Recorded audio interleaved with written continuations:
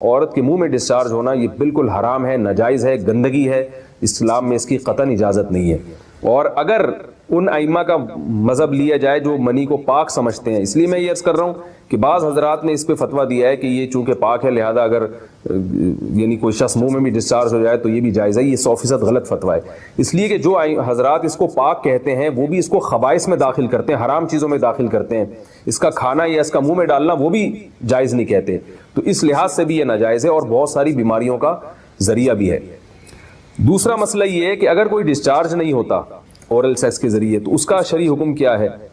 تو اس کا حکم یہ ہے کہ یہ انتہائی سخت درجے کا مکروہ ہے، ناپسندیدہ عمل ہے، اور اس کے سخت درجے کے مکروہ اور حرام نہیں ہے لیکن بہت زیادہ ناپسندیدہ اور شریعت کے مزاج کے بالکل خلاف ہے، اور اسلامی کلچر میں اس کا کوئی تصور نہیں تھا۔ یہی وجہ ہے کہ فقہاء کرام کے ہاں اس چیز کا تذکرہ بہت ہی محدود پیمانے پر ملتا ہے۔ یہ اس کی علامت ہے کہ مسلمان معاشرہ اس چیز سے بالکل بھی واقف نہیں تھا کہ یہ کیا ہوتا ہے۔ تو یہ چیز غیروں سے آئی ہے، غیر مسلموں سے ہمارے معاشرے میں، جو ان کی موویز دیکھ دیکھ کے، فحش فلمیں دیکھ دیکھ کے نوجوانوں میں اس چیز نے سرایت کیا، ورنہ یہ انسان طبی طور پر اس عمل سے بہت زیادہ نفرت کرتا ہے۔ کوئی بھی شریف الطبع آدمی ذہنی طور پر اس کے لیے تیار نہیں ہوگا۔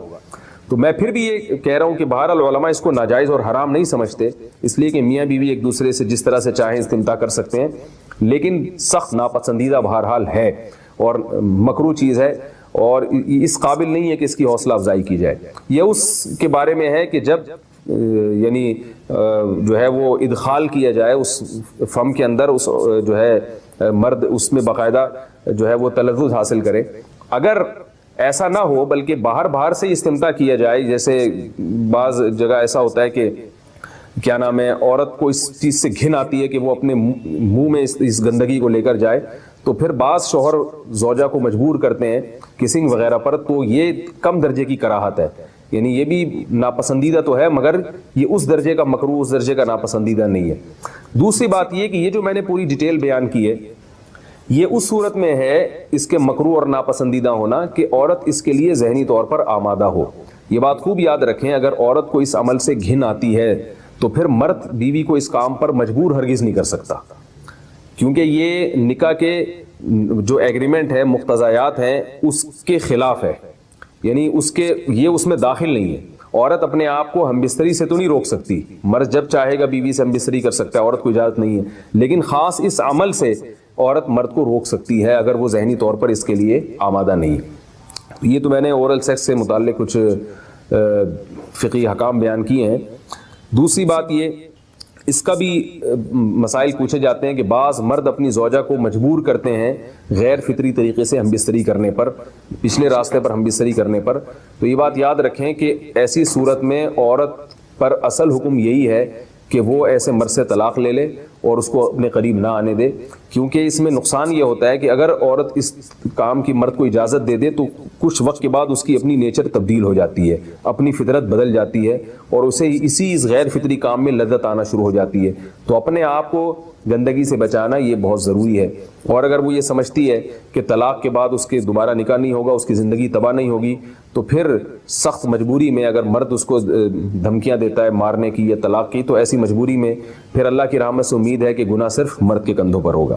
ایک اور علمی نقطے کی بات ہمیں یہ پتہ چلتی ہے اس آیت میں کہ نساؤکم حرث لکم، اللہ تعالیٰ نے نکاح کا بنیادی مقصد حرث بتایا ہے، یعنی نسل بڑھانا۔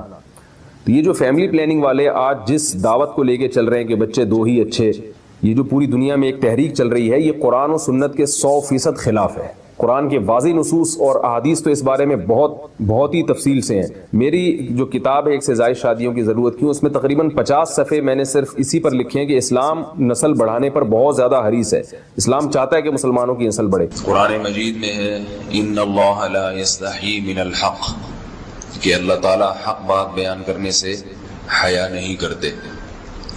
احادیث میں بھی بعض ایسے مسائل کو اللہ کے رسول نے بیان کیا ہے صلی اللہ علیہ وسلم نے جو بظاہر حیا کے خلاف ہیں، مگر اس لیے بیان کیا کہ اگر آپ صلی اللہ علیہ وسلم بیان نہ کرتے تو لوگ ان بے شرمی کے کاموں میں مبتلا ہو جاتے۔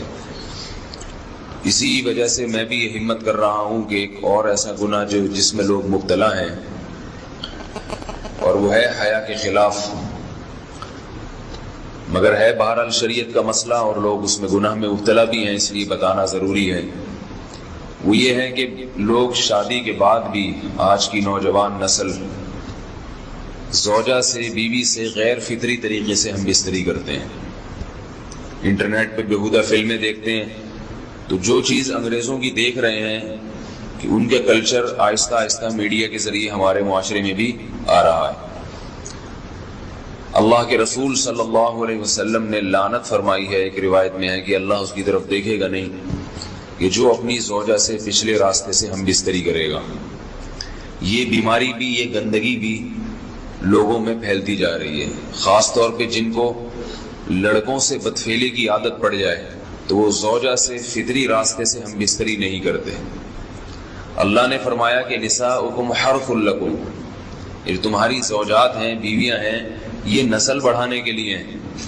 تو اسی راستے میں انسان اپنی خواہش کو پوری کر سکتا ہے جس راستے سے نسل بڑھتی ہے، اس کے علاوہ کسی اور راستے سے اپنی خواہش کو پورا کرنا یہ حرام ہے، گناہ کبیرہ ہے، گندگی ہے۔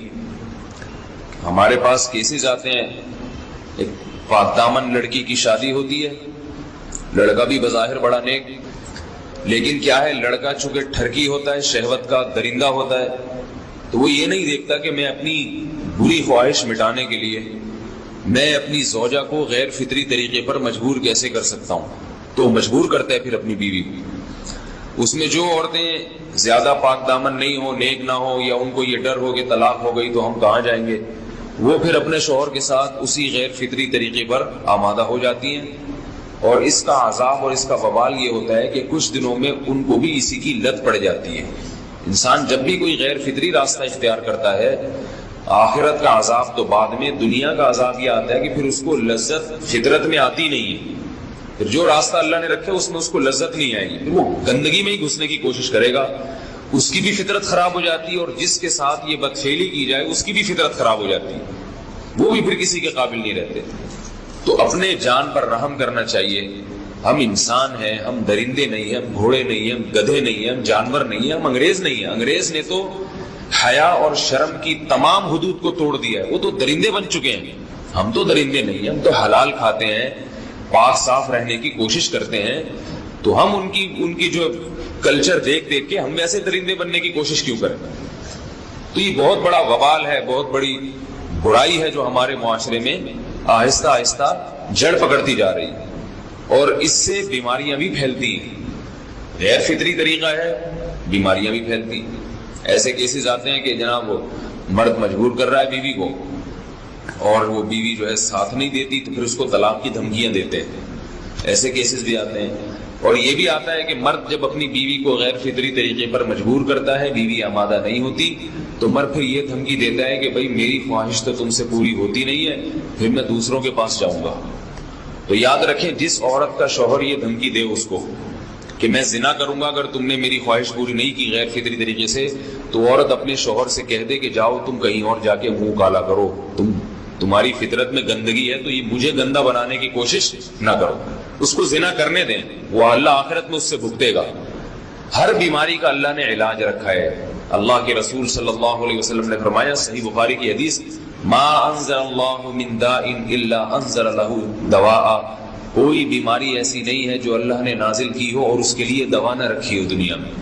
تو اگر کسی کو ایسی لت پڑ گئی ہے غیر فطری کام کی، تو اس کو چاہیے کہ وہ اپنا علاج کرائے، ڈاکٹر سے بھی رابطہ کرے، اور سب سے بڑا علاج یہ ہے کہ کچھ وقت صبر کرے گا، چھوڑ دے گا کچھ عرصے کے لیے، تو خود بخود آہستہ آہستہ صحیح ہو جائے گا۔ ایک آدمی شراب کا عادی ہے، ایک علاج تو یہ کہ ڈاکٹروں سے رابطہ کرے، بہتر علاج کے چھوڑ دے، کتنے دن تڑپے گا؟ ایک دن، 2 دن، 3 دن، 4 دن، 1 ہفتہ، 2 ہفتہ، بہت زیادہ سال ہو جائے گا نا، اس کے بعد خود بہت ٹھیک ہو جائے گا۔ سگریٹ کا عادی ہے، چھوڑ دے گا، تو کتنے لوگ ہم نے دیکھے ہیں دن میں 20 سگریٹ پیتے تھے، چھوڑنے پر آئے تو بالکل ایک دم چھوڑ دی انہوں نے، آہستہ آہستہ کر کے چھوڑ دی، لیکن تکلیف ہوئی مگر عادی ہو گئے۔ تو اب کسی کو یہ لت پڑ گئی ہے غلط کام کی، برائی کی، تو اس کا بہترین علاج یہ ہے کہ وہ اپنے آپ کو بدلنے کی کوشش کرے، ماحول بدلے، اور کچھ وقت صبر کرے گا تو اللہ اس سے یہ عادت چھڑا دے۔ نہیں کی، صبر نہیں کیا اس نے، پھر اسی گندگی میں موت واقع ہوگی، پھر آخرت کا عذاب بہت سخت، نسلیں برباد ہو جاتی ہیں اس عمل سے انسان کی۔ تو بات حیا کے خلاف ہے، مگر یہ کہ ایک بزرگ تھے وہ بات فرما رہے تھے تو کسی نے پوچھا کہ حضرت آپ حیا کے خلاف بات کرتے ہیں، تو انہوں نے فرمایا تم بے حیائی کے کام نہیں چھوڑتے، ہم اس چھڑوانے کے لیے بات کریں تو ہم برے ہیں اور تم کام کرو تو بھی برے نہیں۔ برائی کا کام کرنے میں برا نہیں بنتا اور برائی کے خلاف بولنے والا برا بن جاتا ہے کہ دیکھو یہ کیسی باتیں کر رہے ہیں۔ تو بھائی باتیں ہیں اس لیے ہیں کہ یہ معاشرے میں یہ برائی پھیلتی چلی جا رہی ہے اور یہ ہماری اپنا کلچر نہیں ہے، یہ امپورٹ ہو رہا ہے باہر سے، یہ امپورٹ ہو رہا ہے، یہ وہاں میڈیا کے ذریعے آ رہا ہے۔ تو وہ چیزیں دیکھا نہ کریں اور ان لوگوں سے دور رہا کریں۔ ہمیں تو دین کا داعی ہو کے ان کو ہدایت پر لانا تھا، بجائے ہم ہدایت پہ چل کے دوسروں کو چلانے والے بن کے ان کے راستے پہ ہم نے چلنا شروع کر دیا۔ اللہ تعالیٰ ہمیں اب دیکھیں ان کے یہاں ایڈز کا مرض پھیل گیا ہے۔ آپ بتائیے یہ ایڈز کا مرض ہمارا ہے کیا؟ یہ بیماری ہماری ہے یا ان کی ہے؟ ہمارے یہاں بیماریاں ہیں، کھانسی ہے، نزلہ ہے، ٹھیک ہے نا، بلڈ پریشر ہے، شوگر ہے، یہ بیماریاں ہماری ہیں۔ کوئی اللہ کا شکر ہے گندی بیماری ہمارے ہاں نہیں ہے۔ جتنی گندگیاں ہیں وہاں سے آ رہی ہیں، ایڈز کا مرض وہاں سے امپورٹ ہوا ہے۔ وہ ایڈز کا مرض اسی بدفعلی کی وجہ سے پیدا ہوتا ہے، اسی سے جراثیم پیدا ہوتے ہیں اور اتنا خطرناک مرض کے ایسے متعدی ایسے پھیلتا ہے۔ افغانستان میں ایڈز کا ریشو 0 تھا، 0۔ وہ جانتے نہیں تھے کہ ایڈز کا مرض ہوتا کیا ہے۔ جب سے امریکن آرمی، برطانیہ آرمی افغانستان میں آئی ہے، فوجی آئے ہیں، افغانوں میں ایڈز کا مرض پھیل گیا ہے، انہوں نے وہاں بدفعلیاں شروع کر دی ہیں۔ تو وہ تو حالانکہ ان کے لیے زنا کتنا سستا ہے، کتنا سستا ہے نا ان کے لیے زنا، پھر بھی وہ لڑکوں کی طرف مائل ہوتے ہیں۔ تو اتنی گندگی، ایسا گندا جب انسان بن جائے پھر اللہ اس کے وجود کو برقرار نہیں رکھتے، اور رکھتے ہیں تو پھر آخرت میں سزا دینے کے لیے اپنے آپ کو ان گندگیوں سے بچانا چاہیے، حلال پہ اکتفا کرنا چاہیے۔ اللہ تعالیٰ ہمیں حلال پہ قناعت کی توفیق عطا فرمائے اور پاکیزہ لوگوں میں ہمارا شمار فرمائے۔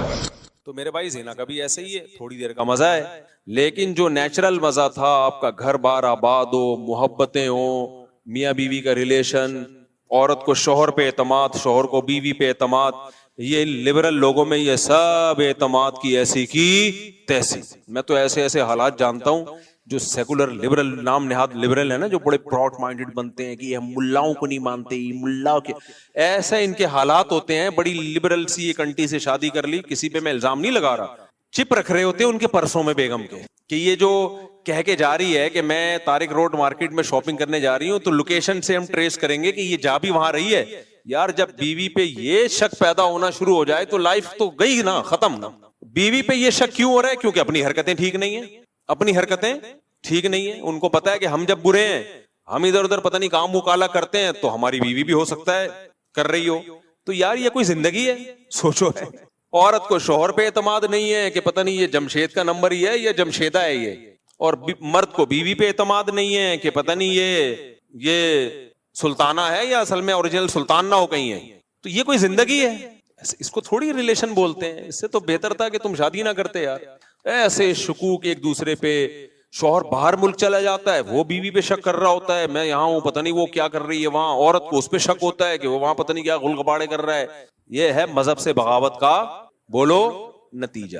یہ اللہ دنیا میں زانی کو عذاب دیتا ہے کہ وہ تھوڑی دیر کی لذت، اچھا وہ تھوڑی دیر کی لذت بھی پہلی دفعہ میں اس کو لگے گی، اس کے بعد وہ اس کا عادی ہو جائے گا۔ تبھی تو یہ جو گورے جو ہومو سیکسولیٹی کی طرف آئے ہیں، کیوں آئے ہیں؟ یہ نائٹ کلبوں میں زنا کر کر کے تھک گئے ہیں، اب ان کو بورنگ ہے یہ۔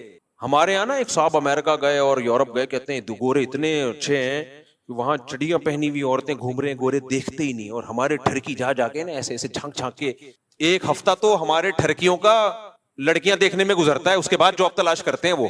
میں نے کہا یہ اس سوسائٹی کا کوئی پازیٹیو پہلو نہیں ہے، یہ نامرد ہونے کی علامت ہے۔ اگرچہ یہ ٹھرک ٹھیک نہیں ہے، میں ایسے نہیں کہہ رہا آپ مردانگی دکھائیں وہاں جا کے، یہ اس کی علامت ہے اللہ نے ان سے لذت ہی چھین لی ہے، کیونکہ یہ زنا کر کر کے نا اب یوزڈ ٹو ہو گئے، ان کے لیے جمشید میں اور جمشیدہ میں کوئی فرق رہا نہیں ہے، محمود اور محمودہ ان کے لیے برابر ہو گئی ہے۔ سمجھتے ہو کہ نہیں سمجھتے؟ تو یہی عذاب نہیں ہے کیا کہ ایک لذت جو ایک اللہ نے مرد کے دل میں عورت کی طرف لذت رکھی، وہ لذت ہی چھین لی اللہ نے، ہمارے لوگوں سے نہیں چھینی ہے تو یہ ٹھرکی بنے ہوئے ہوتے ہیں وہاں جا کے۔ ہاں اللہ نے یہ بولا ہے کہ یہ کام مت کرو بھائی، نظر کی حفاظت کرو اور ایک حلال طریقے سے جو نکاح کا طریقہ اللہ نے رکھا ہے. تو زانی جو زنا کرنے والا ہے اس کو آخرت میں تو بہت سخت سزا ہے, وہ تو جہنم کی آگ ہے. حضرت جبریل کو نبی نے دیکھا نا معراج میں, تو نبی صلی اللہ علیہ وسلم نے دیکھا کہ کچھ لوگ ننگے مرد اور ننگی